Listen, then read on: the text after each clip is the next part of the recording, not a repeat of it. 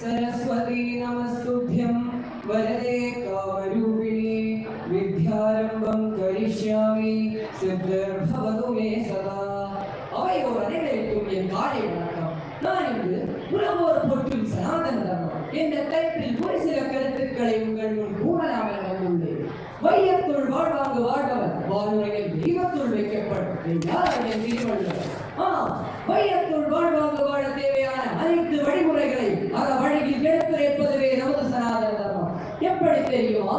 மாத தர்மம், பித்ர தர்மம், புத்திர தர்மம், பரிதர்மம், இல்லற தர்மம், தொழில் தர்மம் என ஒவ்வொருவருக்கும் தனித்தனியாக தர்மங்களை வகுத்து தந்துள்ளது நமது சனாதன தர்மம். மாதர் தேவோ பவ, பித்ரு தேவோ பவ, ஆச்சாரிய தேவோ பவ, அதிதி தேவோ பவ என மாதா பிதா குரு விருந்தினரை வணங்க வேண்டும் என கூறுவது நமது சனாதன தர்மம்.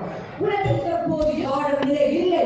பல்வேறு சமயங்களும் இயக்கங்களும் இருந்த போதும் உலகெங்கும் மனிதனையும் கொடுமைகளும் அதிகமாகி மனித சமுதாயம் அமைதியற்றும் அச்சமுற்றும் வாழும் நிலைதான் ஏற்பட்டுள்ளது.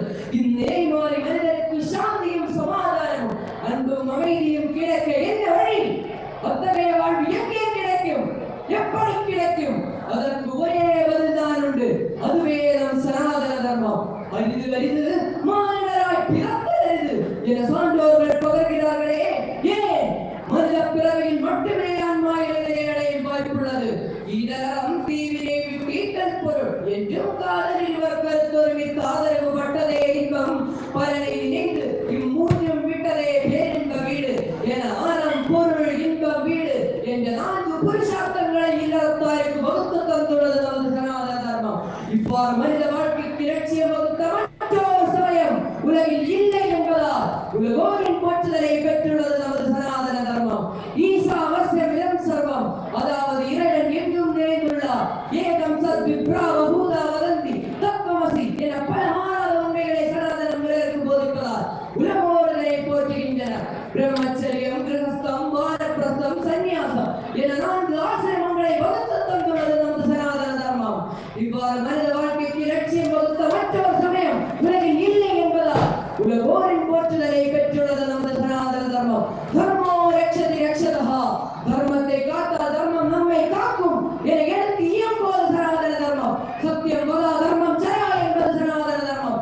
அர்த்தம் அனர்த்தம் பாவ நித்தியம், அதாவது பொருளை கண்டு மயங்காது என புரிய வைத்தது சனாதன தர்மம். எல்லாவற்றிற்கும் மேலாக லோகா சமஸ்தா சுகினோ பவந்து, அதாவது உலகில் உள்ள அனைவரும் சுகமாக வாழ வேண்டும் என்று எண்ணும் ஒரே தர்மம் நமது சனாதன தர்மம். 1893 சிகாகோவில் நடைபெற்ற சர்வமத மகாசபையில் சுவாமி விவேகானந்தர் அமெரிக்க நாட்டு சகோதர சகோதரிகளை அழைத்து நமது சனாதன தர்மத்தின் சகோதரத்துவத்தை நிலைநாட்டிய போது அந்த அரங்கமே அதன் வண்ணம் கரகோஷம் எழுப்பியதே. அங்கே நமது சனாதன தர்மம் உலகில் வென்றுவிட்டது. பிலிப்பைன்ஸ் நாட்டு பாராளுமன்றத்தில் நமது மனிதன் சேர்ந்து நிறுவப்பட்டு அதில் உலகின் முதலின் சட்டத்தை வகுத்தவர் மனுதான் என குறிப்பிடப்பட்டுள்ளது.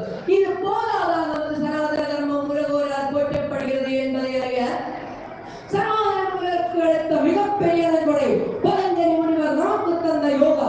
இன்று உலகில் 180க்கும் மேலான நாடுகளில் யோகாசனம் மக்களின் வாழ்க்கையின் ஒரு பகுதியாக மாறிவிட்டது. நமது பாரத பிரதமரின் வேண்டுகோளுக்கிணங்க ஜூன் 22ஆம் நாள் சர்வதேச யோகா தினமாக உலக நாடுகள் கொண்டாடுகின்றன.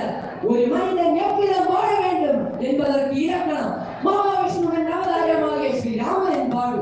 ஸ்ரீராமனின் ஜென்மபூமியான அயோத்தியில் இருந்தாலே அந்நிய முஸ்லிம்களால் தகர்க்கப்பட்ட இடத்தில் 500 ஆண்டு கால போராட்டம், 4 லட்சம் இந்துக்கள் உயிர் தியாகம் செய்ததன் என்பதாகவும் 2019 உச்ச நீதிமன்றம் வழங்கிய தீர்ப்பின் அடிப்படையில் ராம ஜென்மபூமி ஸ்ரீராமனுக்கே சொந்தம் என மீண்டும் ஆலயம் நிறுவப்பெற்று நமது சனாதன தர்மத்தின் வெற்றி என உலக நாடுகள் போற்றுகின்றனர்.